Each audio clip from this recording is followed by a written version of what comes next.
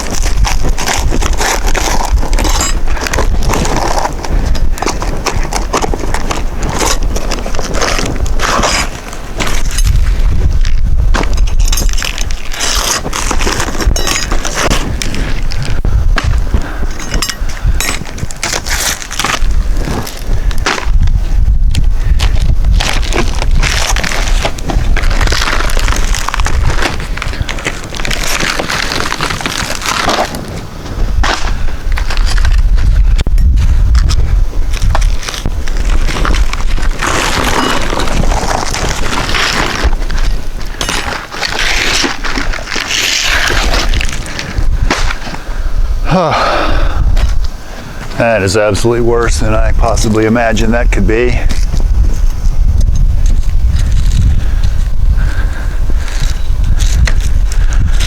That is gone. I didn't know what you could see from that vantage point, but it's soaked and just gone. Not how I spend. This wasn't exactly how I planned on spending my Christmas break, but I don't see any other time to do it, so I'll work on tearing the rest of this off. While I work on the roof, the dogs are going to do this. At least it's sand, it's easy to fill back in.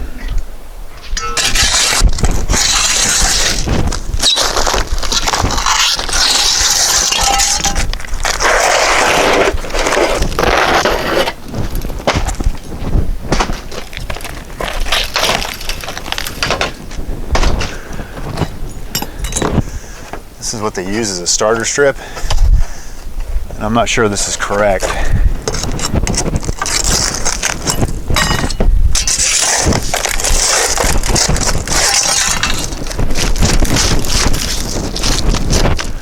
For the starter strip, they used a regular 3-tab shingle. They just put it on upside down. The way I've seen it done is you cut the tabs off and you leave this tar strip. It goes down at the bottom and it gives something for the first shingle for that tar strip to melt and stick that first shingle down. I don't think that was the cause of the problem here, but it doesn't look to be right. Meant to bring a pitchfork from home, but this seems to be doing okay. So I've gotten this far. It just keeps getting better. There's at least at least 4, 5, 6 joists that are pretty much gone, and some of this blocking, part of this fascia board. So I'm going to get this uncovered. I guess get the gutter off. That's going to have to come off. Get this part out so it can start drying out.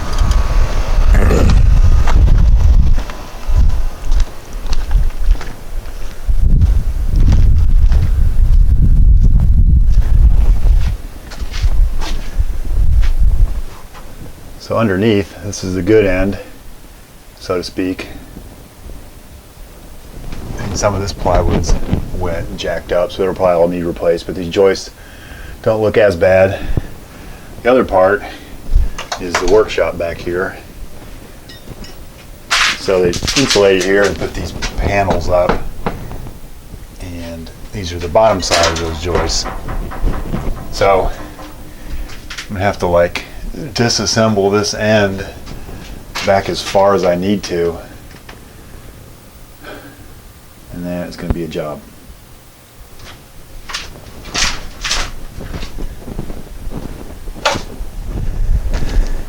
So I think part of the problem is the way they flashed this. They flashed up under the siding, but then they took part of the shingle and they face nailed it through this part of the flashing. No sealing. So that just allowed water underneath the shingles and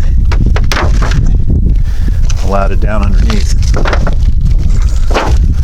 So all that's gonna have to come off too. So that's how far we got today. I got some of that plywood off. Pretty much look like that. Got all the shingles off. And then they called for a chance of rain. So that's tarp for now. I didn't film anything today because of the wind, and that's all you would have heard would have been the wind noise, but I ended up replacing all these rafters and ripping out all this ceiling to get there. It is so rotten. I'm surprised it hadn't fallen through.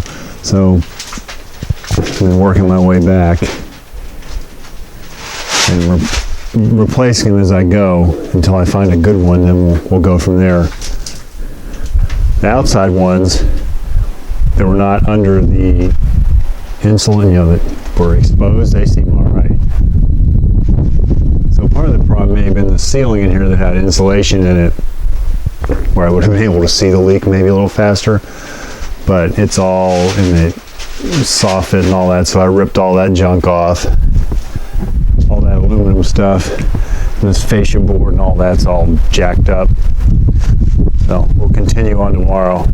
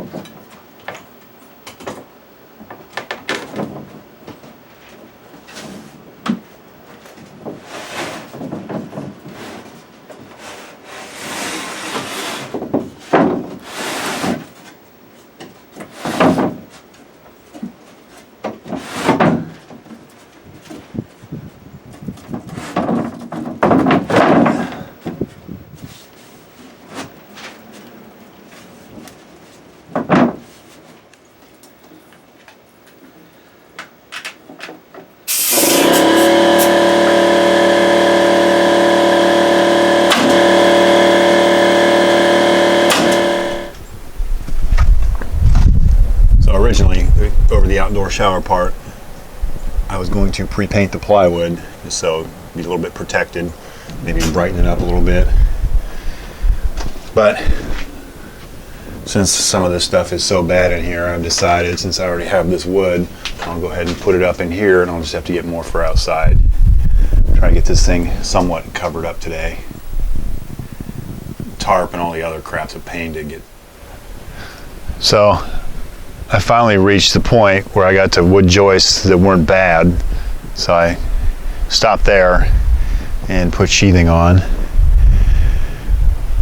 down to this point, I believe I'm going to leave this portion of the roof open to let some light in the house because it's really dark in there. There's no natural light because there's only, on the first floor, that set of windows, and then the workshop blocks everything else, and that door.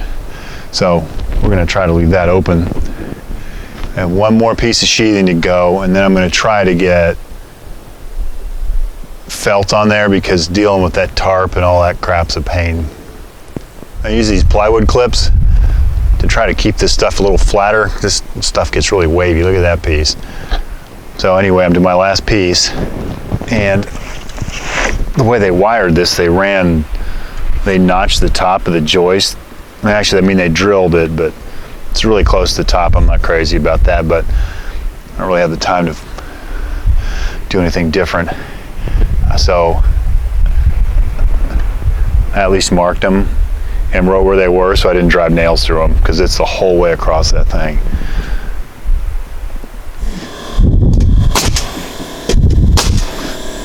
Wires are there.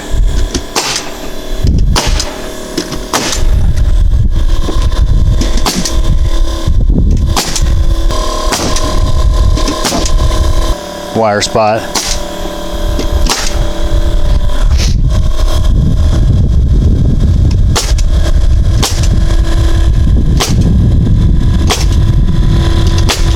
Whew. All right, so that's covered.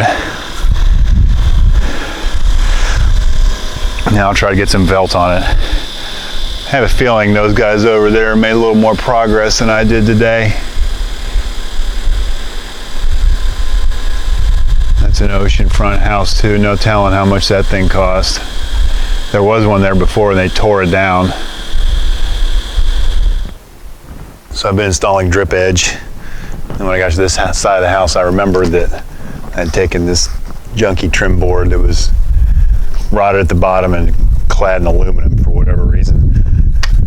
So I need to replace that and then I guess fill in that little spot where the plywood doesn't come all the way because of the 2 layers of siding.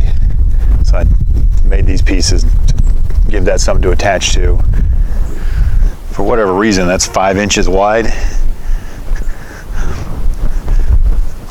In an effort to sort of make it maintenance free. I got some of this PVC, so I need to cut 1/2 inch off this. Claims to work just like wood, so we'll see. I'm going to rip 1/2 inch off here.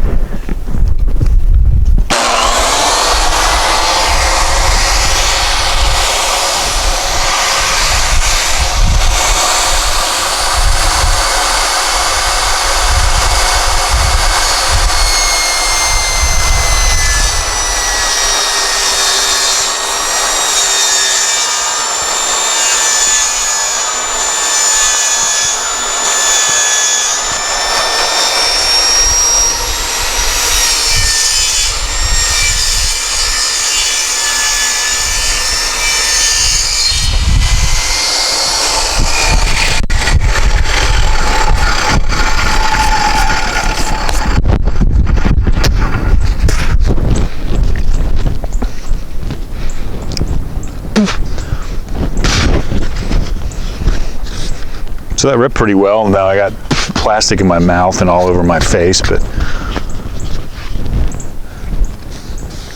good enough. Plus, this was the only board. I had 2 boards. The other one was mangled. This one had like a strap mark. So luckily,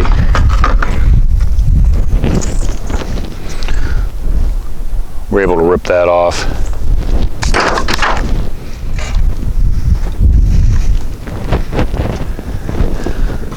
Test fit and that works. Go ahead and embed it in caulk. Keep any future water out of here.